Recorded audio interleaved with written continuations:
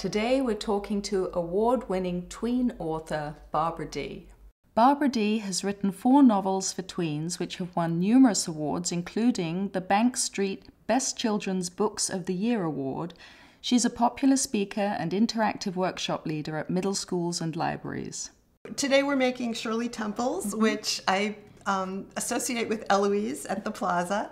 And you take a glass full of ice like this, and you add some ginger ale. Okie dokie. So this says, the recipe will be on the website. This is a 1/4 cup of ginger ale. That might be a bit more, but we That's have fine. ice in there. So We're just sloshing it in. And then we put in some grenadine, which is this beautiful red stuff. Okay. And it's 1.5 tablespoons. No wonder kids love it.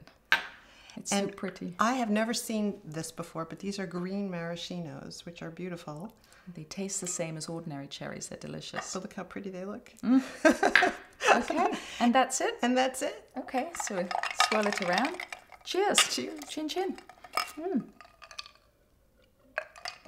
Yum, that is tasty. Oh, lovely. Okay, so tell us first of all, what exactly is a tween? That's a good question because sometimes they're defined as children who have outgrown the children's section. They're older elementary kids who maybe aren't quite ready for the young adult section. Right. We know that the young adult section today has books about, sex, drugs, and rock and roll, and brain chomping, and zombies, and the end of the world. Dystopian fiction is. So it's important for kids who are in the middle school years, older elementary years, who are not quite ready for some of that content to have a place to go when they outgrow the children's section. And they want to read about kids who are going through stuff like what they're going through, but they don't want to necessarily explore some of that darker terrain. Right. So I try to write about serious things in a funny way, in a humorous way, so that they can relate to it. It's, developmentally appropriate, as teachers say, but it still feels somewhat innocent. Right, and something that mothers can feel confident about. Exactly. Would you like to tell us about the girl? This really made me laugh. Tell us a little bit about the girl in here. Trauma Queen is about a girl named Marigold Bailey who is 13 years old, and her mom is a very outrageous performance artist who, thinks that the family is really all about her and her career, and she doesn't understand the impact that her career is having on her daughter, especially socially. And it's caused them to have some trouble in their town, and they have to move to a new town. And it's very disruptive for Marigold, and she's negotiating her way through this new middle school with her mother hovering in the background, threatening to do more outrageous performance art. And she actually becomes involved in an improv club, a theater improv club at Marigold's middle school, which is obviously going to be nothing but a disaster. A disaster. And were you ever a performance artist? No, no, not at all. That's not something that you've been involved in. So it's great because it's really an exaggeration, perhaps, of the awfulness of mothers. And the way that tweens feel about their mothers at that time. Exactly. How excruciatingly embarrassing everyone's mom suddenly becomes overnight. Except this mom really is. Yes, right. Yes. She really is. It's funny how, as mothers, when you do something that really is quite normal to you and you perceive that your child is mortified. Like singing in the car when your daughter's friend is sitting in the back seat with her. Yes. You're not allowed to do that stuff anymore. My son is 15, and I think they all just laugh at all of us. I think we're a great source of amusement to them. Yes, there's a lot of eye rolling that happens around this age. Yes. And do you have more response to one of your books than another?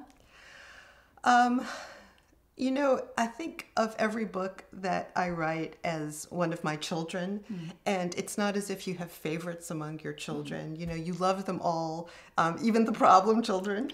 You love them all in their own special way. But I think Trauma Queen, I probably have the strongest connection with because it's a mother-daughter book, and I do have a daughter, and I just felt very, very close to it. It was entirely imagined. It's not about me. It's not about anyone I know, my daughter. But the dynamic between the mother and the daughter just felt very real to me as a mom. Yes.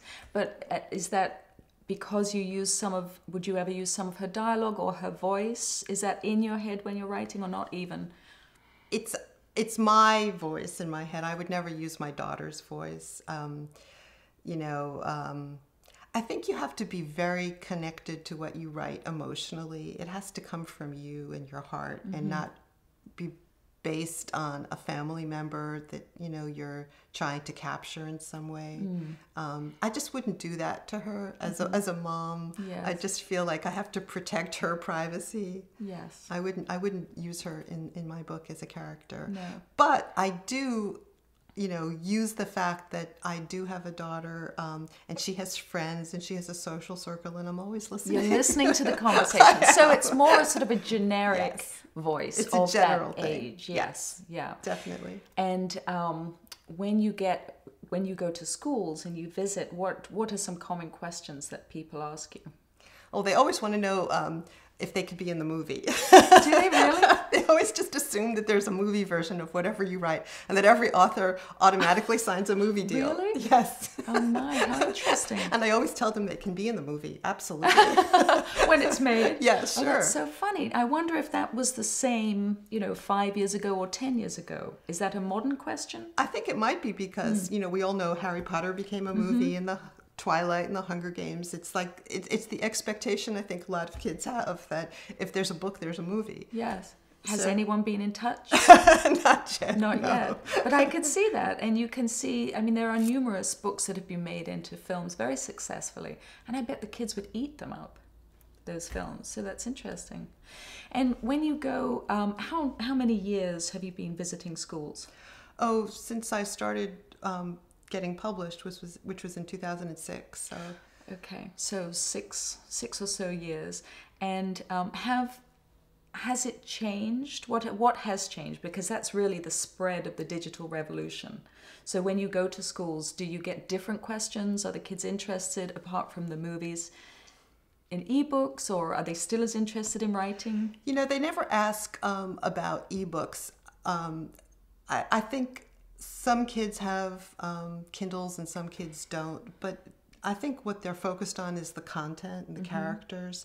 I don't think they really give as much thought to the method of presentation as maybe adults do, because we're all sort of traumatized by the fact that we don't have physical books anymore, and what does this mean? But I don't think kids really think about that. Okay. Are they still buying your physical books?